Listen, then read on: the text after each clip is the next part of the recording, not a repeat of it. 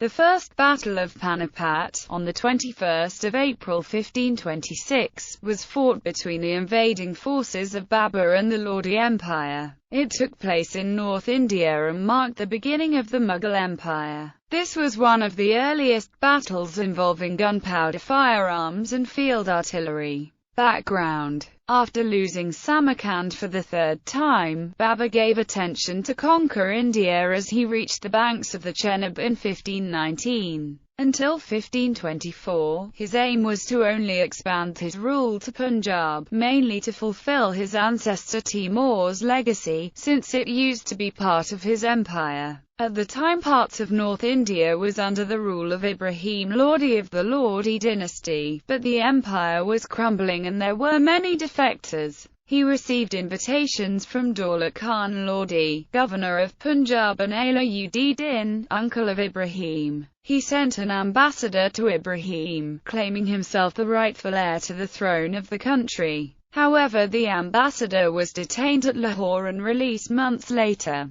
Babur started for Lahore, Punjab, in 1524 but found that Daulat Khan Lodi had been driven out by forces sent by Ibrahim Lodi. When Babur arrived at Lahore, the Lodi army marched out and his army was routed. In response, Babur burned Lahore for 2 days, then marched to Dipalpur, placing Alam Khan, another rebel uncle of Lodi's, as governor. Alam Khan was quickly overthrown and fled to Kabul. In response, Babur supplied Alam Khan with troops who later joined up with Daulat Khan Lodi and together with about 30,000 troops, they besieged Ibrahim Lodi at Delhi. He defeated them and drove off Alam's army, and Babur realized Lodi would not allow him to occupy the Punjab. Battle. Hearing of the size of Ibrahim's army, Babur secured his right flank against the city of Panipat, while digging a trench covered with tree branches to secure his left flank. In the center, he placed 700 carts tied together with ropes. Between every 2 carts there were breastworks for his matchlock men.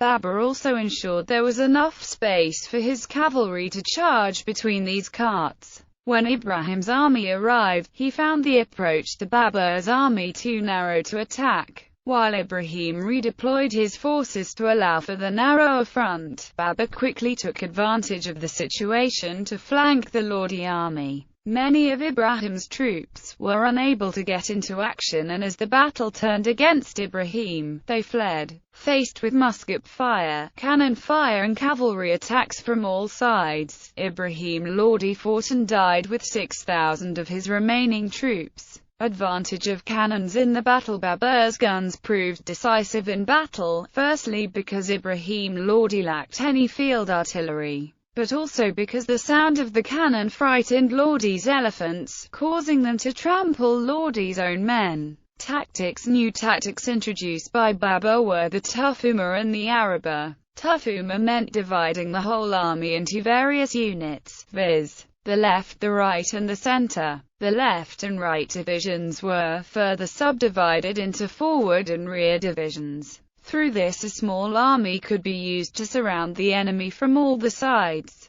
The center-forward division was then provided with carts which were placed in rows facing the enemy and tied to each other with animal hide ropes. Behind them were placed cannons protected and supported by mantlets which could be used to easily maneuver the cannons. These 2 tactics made Babur's artillery lethal. The cannons could be fired without any fear of being hit, as they were shielded by the bullock carts held in place by hide ropes. The heavy cannons could also be easily traversed onto new targets, as they could be maneuvered by the mantlets which were on wheels. Aftermath. Ibrahim Lodi died on the field of battle along with 15,000 of his troops. Vikramajit, ruler of Gwalior, was killed as well. The Battle of Panipat was militarily a decisive victory. Politically it gained Babur little, and initiated a new phase of his establishment of the Mughal Empire.